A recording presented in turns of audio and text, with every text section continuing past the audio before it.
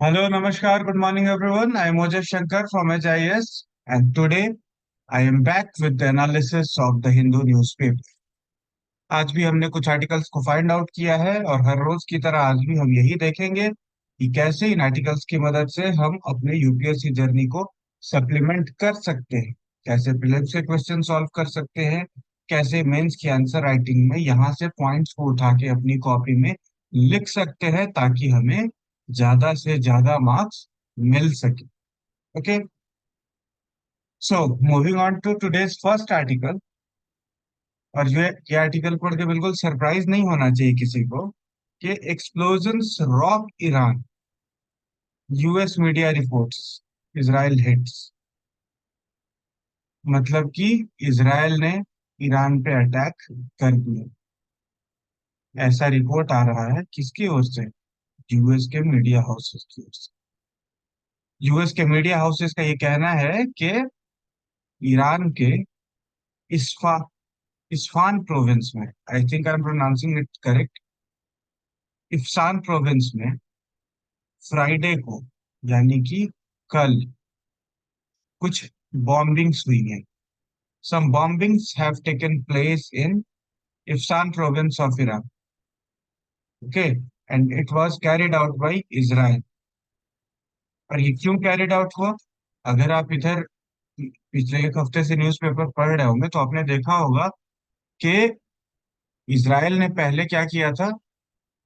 Iran में, Iran का जो एक एम्बेसी है सीरिया के दमास्कस शहर, वहां पे एक साइंटिस्ट को और एक रिवोल्यूशनरी गार्ड्स के कमांडर को मारा था। उसके रिटेलिएशन में ईरान ने 300 रॉकेट्स मारे इसराइल के नॉर्मल सिविलियन एरियाज पे। बट इसराइल के आयरन डोम ने और बाकी सारे जो भी उसके डिफेंस टेक्नोलॉजीज है, उन्होंने सेफगार्ड कर लिया। सिर्फ दो तीन मिसाइल्स कहीं कहीं पे गिर पाए और मिनिमल डैमेज हुआ उस चीज की वजह। बट इसराइल ने कहा था कि वी विल रिटेलिएट, हम बदला लेंगे, हम पलटवार करेंगे। और इसराइल ने पलटवार कर दिया है। ये अभी तक ऑफिशियल न्यूज नहीं आई, बट ये यूएस के एक मीडिया हाउस का रिपोर्ट है और वो उस मीडिया हाउस का नाम है वॉशिंगटन पोस्ट। उसका कहना है कि इसराइल ने हमला कर दिया है। और ये कहाँ किया है? इफ्सान सिटी में। ये जो इफ्सान सिटी है, पहले मैं आपको दिखाता हूँ मैप। ये वेस्ट एशिया का मैप है, यहाँ पे ये ईरान है, यहाँ ये पोर्शन पे इसराइल है, and this is Iran. Okay, and in this Iraq, in central region of Iran, there is इफ्शान प्रोविंस। यहाँ पे इफ्शान प्रोविंस। अब यहाँ इतना सेंटर एरिया में, ये भी नहीं कि बॉर्डरिंग एरिया में इस साइड पे कहीं पे, इतने सेंट्रल ईरान में अगर बॉम्बिंग हुई है तो कैसे हो सकती है बॉम्बिंग? और यहीं पे बॉम्बिंग क्यों हुई है? सबसे इंपॉर्टेंट बात है वाई, यहाँ पे बॉम्बिंग क्यों हुई? क्योंकि ऐसा माना जाता है कि इसी इलाके में Iran is trying to develop its nuclear weapon. Iran अपना जो न्यूक्लियर वेपन कोशिश कर रहा है वो इसी एरिया में कर रहा है, जिसको ये पीसफुल न्यूक्लियर आर्सेनल कहता है, वो शायद इसी एरिया। इसीलिए इसी एरिया को टारगेट किया गया। यहीं पे बॉम्बिंग्स की गई है इसराइल के द्वारा। ऑल्दो इसराइल के ऑफिशियल्स ने, किसी ने खुल के अभी तक स्टेटमेंट नहीं दी है, ईरान के किसी ऑफिशियल ने इसको एक्सेप्ट नहीं किया है, बट अगर वॉशिंगटन पोस्ट कह रही है ये बात, तो ये होने के चांसेस हैं। ठीक है, बिकॉज इसराइल शांत बैठने वाले देशों में से तो है नहीं कि आपने उसके ऊपर बॉम्बिंग कर दी और वो शांत बैठ जाए। बिल्कुल भी नहीं। आज तक कभी इसराइल शांत नहीं बैठा है।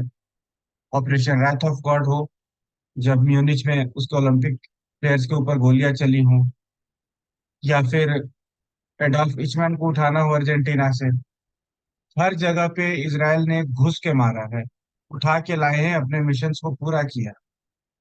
उसकी इजरायली डिफेंस फोर्स हो या मोसाद हो, सब लोग एक साथ मिलकर कोऑर्डिनेशन में अपने नेशनल सिक्योरिटी के लिए जिस तरीके से काम करते हैं, that is an example for whole world कि किस तरीके से अपनी नेशनल सिक्योरिटी को हमें रखना चाहिए, किस तरीके से हमें वर्क करना चाहिए कि हम अपने देश को, अपने की संप्रभुता को, सॉवरेनिटी को और उसके इंटरनल सिक्योरिटी को कैसे प्रोटेक्ट कर सकते। ये सीखने वाली चीज है। और इस आर्टिकल में क्या लिख रहा है कि वाशिंगटन पोस्ट में ये चीज कहा गया है, ठीक है। एंड ईरान का जो न्यूज है, तंसीम न्यूज, उसने कहा है कि इंफॉर्मेशन सोर्स, उसके इंफॉर्मेशन सोर्स ये पता चला है कि ईरान ने इस चीज को डिनाई किया है। Denied that Iran had been attacked from outside. उसका कहना है कि ईरान किसी बाहरी तौर पे अटैक नहीं हुआ है ईरान, ठीक है ना। अब वही बात हो गई ना कि कोई मार खाने के बाद बताता थोड़ी है कि मार खाया है। अब खाया है कि नहीं इसकी सच्चाई तो मुझे भी नहीं पता है, किसी को नहीं पता। बट अब कोई मार खाता है तो in general condition, in general situation तो जल्दी बाहर जाके बताता नहीं है, अगर पब्लिकली बात ना हो। है ना, हम लोग डे टू डे लाइफ में भी ये चीज देखते होंगे। जब डे टू डे लाइफ में ये चीज देख रहे हैं तो यहाँ भी ये चीज देखने को शायद मिल रही हो। क्योंकि इंटरनेशनल पॉलिटिक्स, जियो पॉलिटिक्स जो है, वो हमारे मोहल्ले की लड़ाई से ज्यादा कुछ नहीं है। सिमिलर है दोनों, बिल्कुल सिमिलर। और क्या कहा है, three Iranian official told New York times. New York times को क्या कहा है तीन ईरान के ऑफिशियल्स ने, कि a small drone carried out the attack, possibly launched from inside Iran, and its radar system had not detected unidentified aircraft entering Iran airspace। मतलब कुछ छोटे छोटे ड्रोन्स की मदद से ऐसा कोई अटैक किया गया होगा, ऐसा तीन ईरानियन ऑफिशियल्स ने न्यूयॉर्क टाइम को बताया। और ये अटैक जो है वो ईरान के अंदर से ही हुआ है, मतलब इस एरिया, ये जो ईरान का एरिया है, इसके बाहर से कहीं से कोई अटैक नहीं हुआ है। तंजीम ने उसका भी ये कहना है कि बाहर से कोई अटैक नहीं हुआ है। बट ये जो तीन ऑफिशियल्स है, इन्होंने अनऑफिशियल स्टेटमेंट क्या दी है, कि अंदर से ही कहीं से ड्रोन्स की मदद से हमला किया गया। मतलब Israel has infiltrated Iran and after that it has attacked Iran. Okay. But reports में यह भी कहा जा रहा है कि कोई बहुत मेजर डैमेज नहीं हुआ है, माइनर डैमेज है। कुछ जान माल लोग मारे नहीं गए। और इसराइल कभी भी अटैक करता है ना किसी भी देश के ऊपर, तो वहां के सिविलियंस को, इनोसेंट लोगों को नहीं मारता, कभी नहीं मारता, अनटिल अनलेस वहाँ सिचुएशन बहुत वर्स ना हो जाए। जैसे गाजा में प्रॉब्लम ये हो गई थी, गाजा में जो गाजा स्ट्रिप पे बॉम्बिंग की, वहां पे जो इनोसेंट लोगों को मारने का एक इल्जाम इसराइल के ऊपर लगता है, वो इसलिए है क्योंकि वहां पे जो इनोसेंट लोगों थे उनको ढाल बना के जो टेररिस्ट थे हमास के, वो लोग शरण ले रहे थे, वो लोग बचने की कोशिश कर रहे थे। दैट्स वाई वहां पे ये इशू आया होगा। बट ईरान में इसराइल ने ऐसा कुछ भी नहीं किया है। बट हाँ, एक रिटेलिएशन हो गया है। इस पे अभी तक इंडिया का कोई स्टेटमेंट नहीं है, कोई स्टांस नहीं है। इंडिया ने इस बात पे अभी तक कुछ नहीं कहा। यूएस का पहले से ही कहना था कि अगर आप ईरान पे अटैक करते हो इसराइल, तो we are not with you. But if Iran आप पे अटैक करता है या कोई भी देश आप पे अटैक करता है, तो हम आपको प्रोटेक्ट करने के लिए आपके साथ हमेशा खड़े हैं। और अभी के सिचुएशन में ये जो रिटेलिएशन हुआ है इसराइल के द्वारा, इसका रिपरकशन क्या हो, ये देखिए। पहले ईरान ने सीरिया में इसराइल ने सीरिया में ईरान के एम्बेसी पे अटैक किया। फिर ईरान ने इसराइल पे किया, अब इसराइल ने फिर से वापस ईरान पे अटैक किया है। मतलब वेस्ट एशिया में टेंशन जो है वो बहुत ज्यादा बढ़ चुका है। वेस्ट एशिया जो है वो बहुत ज्यादा अभी टेंशन प्रोन एरिया है। यहाँ के टेंशन के चलते पूरे ग्लोबल इकोनॉमी पे फर्क पड़ सकता है, क्योंकि पर्शियन गल्फ, रेड सी, इन सारे इलाकों से ट्रेड में इश्यूज आ सकती हैं, ऑयल की प्राइसेस राइज हो सकती हैं, एनर्जी नीड्स वर्ल्ड की खतरे में पड़ सकती हैं। और ये होगा तो इन्फ्लेशन आएगा। इस चीज के चलते ये एक वर्ल्ड के लिए ग्लोबल प्रॉब्लम है, और इसका कोई ग्लोबल सॉल्यूशन निकाला जाना चाहिए। डिप्लोमेसी की मदद लेनी चाहिए। इंटरनेशनल एजेंसीज को इसमें आके अपना फुल फ्लेज सहयोग करना चाहिए। It should be done with the help of diplomacy, not with the help of war. Okay. So इस तरीके से ये आर्टिकल खत्म होता है। सेकेंड आर्टिकल, ये एडिटोरियल है आज का। Permanent status, Palestine should be granted a full member status of UN for a start। मतलब कि फलस्तीन जो है वो अभी तक यूनाइटेड नेशंस का फुल मेंबर स्टेट नहीं है। फुल मेंबर स्टेट नहीं है तो क्या है वो एक परमानेंट ऑब्जर्वर।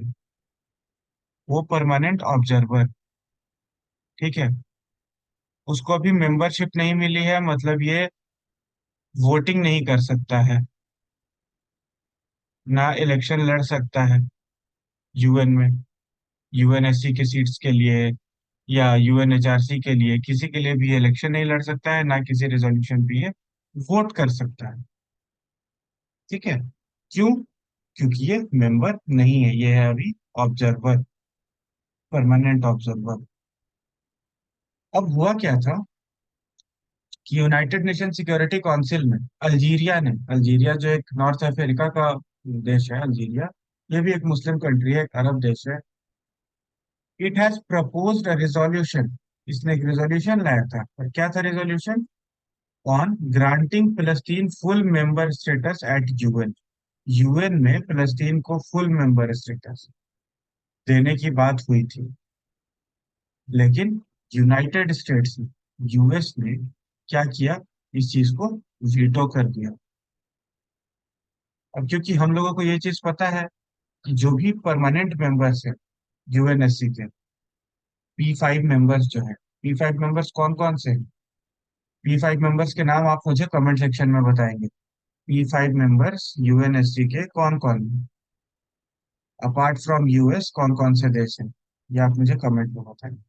ठीक है, ये जो P5 मेंबर्स हैं इनके पास वीटो पावर होती है। इन इस वीटो पावर की मदद से क्या कर सकते हैं वो, कि अगर एक मेंबर भी ये वीटो पावर का यूज कर देता है और निगेटिव वोटिंग कर देता है किसी भी रिजोल्यूशन पे, तो वो रिजोल्यूशन पास नहीं हो सकता है। क्यों?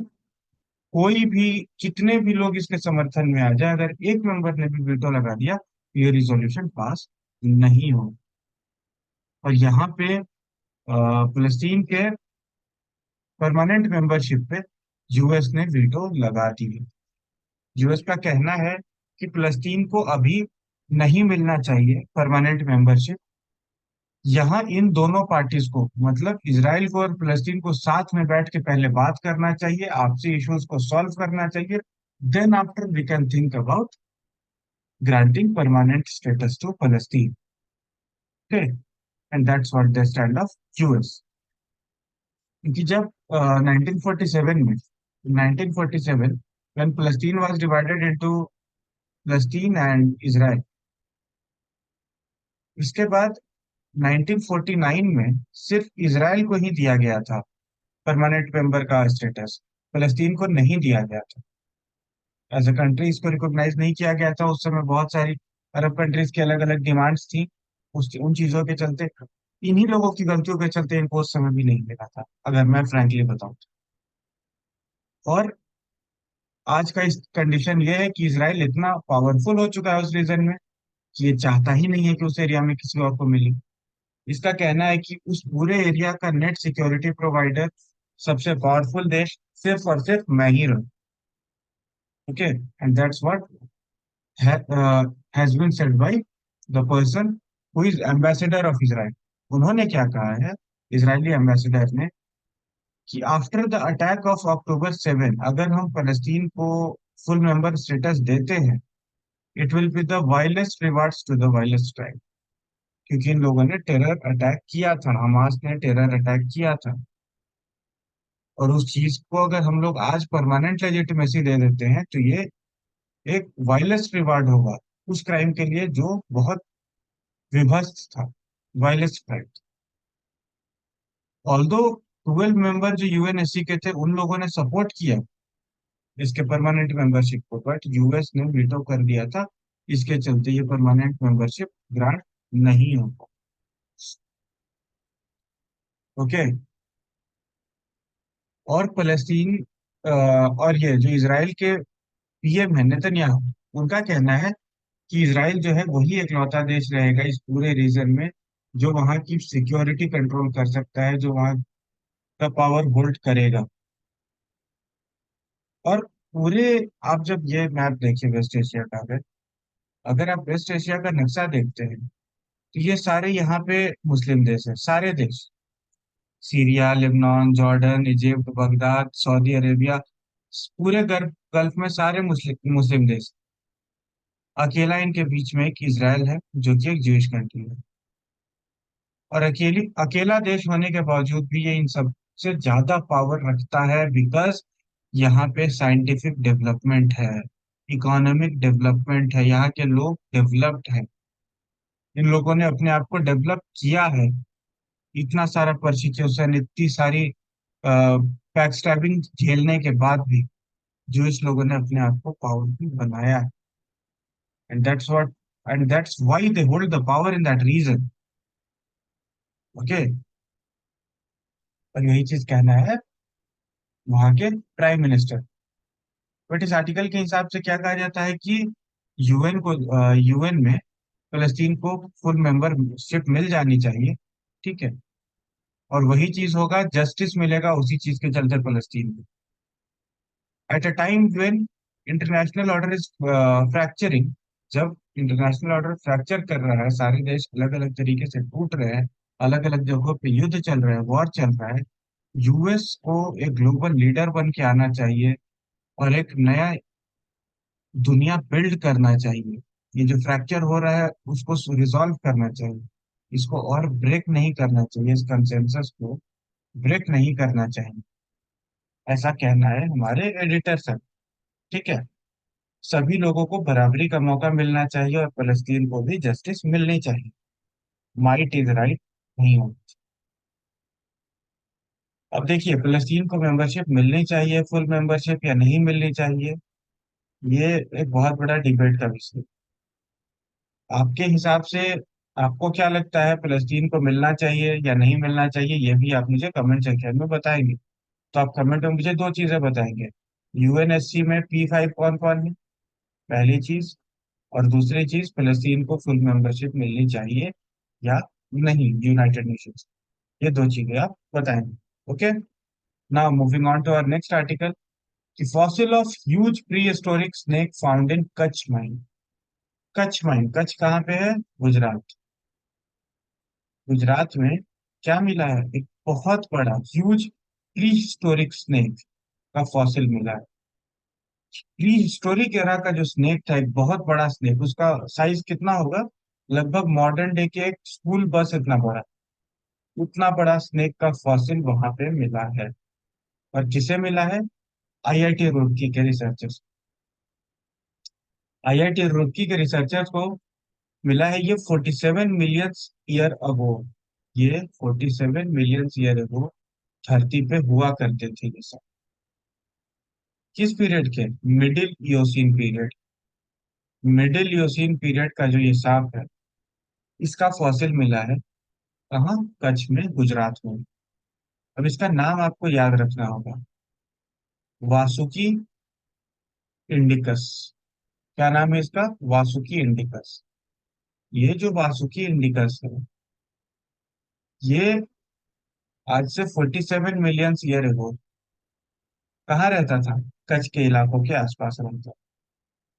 और इसका जो लेंथ है वो 10 से 15 मीटर के बीच में कहीं पे होगा। और कितना बड़ा होगा? मॉडर्न स्कूल बस इतना बड़ा। मतलब आप सोच सकते हैं कितना ह्यूज दिखता होगा अगर उसका अभी एक जो एआई जनरेटेड इमेज कुछ इस तरीके का इतना बड़ा नजर आ। So huge. एनाकोंडा और जो आजकल ये सब हम लोग सांप के बारे में सुनते हैं, इनसे कई गुना ज्यादा। ठीक है। और ये किस प्रजाति का था, किस स्पीशीज का था? मैडस्टोडी स्नेक थी ये, जो कि एक्सटिंक्ट हो चुका है। और जो ये हमारे साइंटिस्ट है आईआईटी रुड़की के, इन लोगों ने उसके अलग अलग 27 पीसेस को एस्टेम्बल किया, उनको जोड़ा, और उसका एक रिप्रेजेंटेशन क्रिएट किया उसके वर्टिब्रल कॉलम को और बाकी सारी चीजों को जोड़ने के बाद। कहाँ पे? 15 लिग्नाइट माइंस में, कच्छ में। और उससे ये चीज पता चली। और ये रिपोर्ट जो है वो नेचर साइंटिफिक रिपोर्ट्स नाम के जर्नल में पब्लिश हुई है। इससे क्या फायदा? इससे ये फायदा होगा सबसे पहले ये जानने में कि ये इतने बड़े कैसे हुए, उनकी जो बॉडी स्ट्रक्चर का कारण था वो क्या था। इस पे स्टडी हो सकती है। कौन से फैक्टर्स थे जिनके चलते वो एक्सटिंक्ट हुए, क्लाइमेटिक कंडीशन उस समय की कैसे रही होगी, इन सारी चीजों की स्टडी इसके खोज के बाद हम लोग कर सकते हैं। ठीक है। और क्या कहना है इस रिपोर्ट में? और कहना है कि ये स्नेक जो थे, वासुकी इंडिसस, ये तब मिले, तब रहते थे पृथ्वी पे जब पृथ्वी आज के जैसी नहीं थी। उस समय अफ्रीका, इंडिया और साउथ अमेरिका, ये तीनों एक ही हुआ करते थे। ठीक है।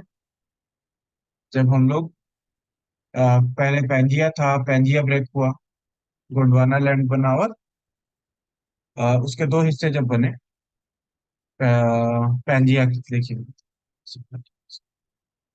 पहले जो हमारा अर्थ था ये, इसमें एक प्लेट था, प्लेट टेक्टोनिक थ्योरी के हिसाब से, और इस इलाके को पैंजिया कहते थे, जो अर्थ क्रस्ट था। और जो ये ओशियन वाला वाटर था, उसको पैंथेलासा कहते थे। ठीक है। बाद में ये ब्रेक हुआ, एक गोंडवाना लैंड बना, और दूसरे वाले का नाम क्या था मुझे याद नहीं, जिसके हम लोग हिस्से हैं। ठीक है। यूरेशियन प्लेट का जो वो हिस्सा था, sorry I am not able to remember that name right now, मैं आप लोगों को ये कल बताऊंगा। ठीक है। तो ये उस समय इंडिया, अफ्रीका, साउथ अमेरिका, ये सारे लोग एक ही ग्रुप में हुआ करते थे, एक ही टेक्टोनिक प्लेट का हिस्सा था। ओके।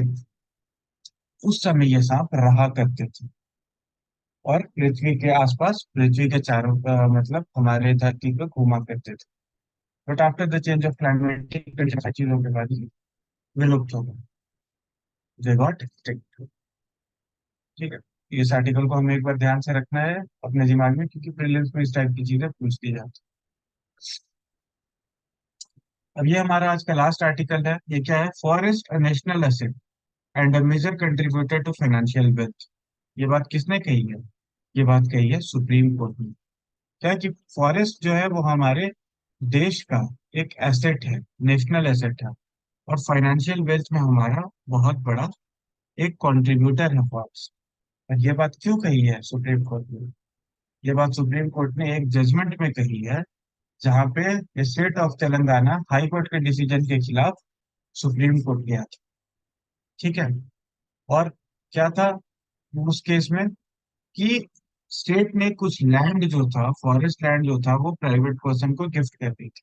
इसी के खिलाफ केस हुआ था। कुछ फॉरेस्ट ऑफिशियल्स ने ये काम किया था, इसी के खिलाफ केस हुआ था। इस केस का डिसीजन सुनाते हुए कोर्ट ने सबसे पहले तो कहा कि स्टेट ने ये चीज गलत की है। 5 लाख का जुर्माना भी लगाया गया। ठीक है। और कहा गया कि जो फॉरेस्ट ऑफिशियल्स हैं उनके खिलाफ इंक्वायरी भी की जानी चाहिए। ये डिसीजन इस समय इंपॉर्टेंट क्यों हो जाता है? क्योंकि अभी एक अमेंडमेंट आया है, फॉरेस्ट कंजर्वेशन अमेंडमेंट एक्ट 2023।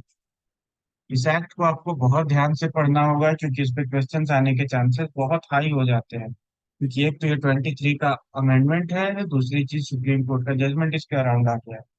तो this article, this amendment becomes very important, और इसको सीवियर क्रिटिसिज्म मिल रहा है। क्यों? क्योंकि it gives free hand to the state to regulate the encroachments in protected forest and determine diversification of wasteland, of forest lands. मतलब कि ये जो है ना, ये स्टेट को एक राइट दे देता है। अब आप जो है इंक्रोचमेंट के कराने के लिए, या वहां लैंड यूज पैटर्न को चेंज करने के लिए आप डिसीजंस ले सकते हैं। फ्री हैंड है। जो फॉरेस्ट का कॉमर्शियल यूज है, इस चीज का भी एक राइट दे देता है। और ये एक प्रॉब्लमेटिक चीज है बहुत सारे लोगों के चलते, क्योंकि इसके चलते जो है फॉरेस्ट डिप्लीट हो सकते हैं। ओके। और सुप्रीम कोर्ट के जो जज थे, उन्होंने क्या कहा? उन्होंने कहा depletion and disappearance of forest would ultimately lead to massive extension of organisms. बहुत सारे ऑर्गेनिज्म एक्सटिंक्ट हो जाएंगे। और कोर्ट का कहना है कि कार्बन क्रेडिट जो है, और ग्रीन अकाउंटिंग इवेलुएट करने के लिए, नेशनल नेशन के किसी भी देश के वेल्थ को ग्रीन अकाउंटिंग और कार्बन क्रेडिट के थ्रू इवेलुएट करने का अब सही समय आ चुका है, एक रियलिटी बन चुकी है। जो फॉरेस्ट कवर है उससे हमें कार्बन क्रेडिट मिलता है, और उस कार्बन क्रेडिट को हम उन देशों को बेच सकते हैं जो देश कार्बन डिफिसिट हो, कार्बन क्रेडिट में डिफिसिट हो, उनको बेच के हम पहली चीज तो पैसा कमा सकते हैं, हमारी इकोनॉमी को वहां से एक डायरेक्ट बेनिफिट है। दूसरी चीज क्या कही गई है कि जो कार्बन सिंक है, CO2 को जो सिंक, सिंक मतलब क्या है कि जो कार्बन कैप्चर कर रखा है फॉरेस्ट ने अपने पेड़ों में, अपने लैंड के नीचे, उसकी जो वैल्यू है $5 पर टन है, $5 पर टन। और टोटल फॉरेस्ट एरिया में 24,000 मेट्रिक टन CO2 कैप्चर्ड है, जिसकी वैल्यू ऑलमोस्ट 6 लाख करोड़, 6 लाख करोड़ इसकी वैल्यू है। दैट मीन्स ये डायरेक्ट हमारे इकोनॉमी को इम्पैक्ट करेगा अगर हम फॉरेस्ट को लूज करते हैं। और कोर्ट ने एक बहुत अच्छा रिपोर्ट कोट किया है, इसको आप लोग नोट कर लेंगे, याद कर लेंगे, और मेंस में क्वेश्चन आया ना तो इसको एकदम लिखना है। ये बहुत अच्छा रिपोर्ट है कि 1995 से 2005, इस 10 ईयर के गैप में कार्बन स्टॉक जो है, जो हमारे फॉरेस्ट में स्टोर्ड है, वो इंक्रीज हुआ है 6,245 मिलियन टन से 6,662 मिलियन टन, मतलब 38 मिलियन टन हम लोगों का कार्बन जो है, और 138 मिलियन टन CO2 जो है, वो हर साल हम लोगों ने 1995 से 2005 तक कैप्चर किया है, which is a positive thing.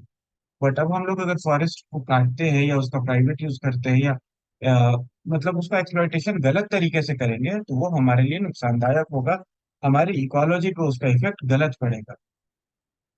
और एक RBI को की रिपोर्ट को भी यहाँ पे किया गया है कि 3% to 10% ऑफ GDP एनुअली जो है 2100 तक, मतलब अभी हम लोग 2024 में है, जब 2100 आएगा उस समय क्लाइमेट चेंज जो है वो 3 to 10% ऑफ आवर GDP सिर्फ क्लाइमेट चेंज के चलते जाएगी, और 2050 तक 2.8%। तो ये चीज हमें एक याद रखनी होगी। यहाँ पे से हमें दो तीन अच्छे अच्छे डेटा मिलते हैं। पहला तो ये डेटा जो है इन्वायरमेंट मिनिस्ट्री का, और दूसरा ये RBI का डेटा। इन डेटाज को आप नोट डाउन कर लेंगे अपने नोट्स में, इसको इनकलकेट कर लेंगे, और इस टाइप का कोई भी क्वेश्चन आता है इन्वायरमेंट से रिलेटेड, तो ये डाल देना है वहाँ पे। इसका एक पॉजिटिव इम्पैक्ट बनेगा, कार्बन फुटप्रिंट से रिलेटेड, कार्बन क्रेडिट से रिलेटेड, क्लाइमेट चेंज से रिलेटेड, इसका एक बहुत अच्छा इम्पैक्ट बनेगा। ओके।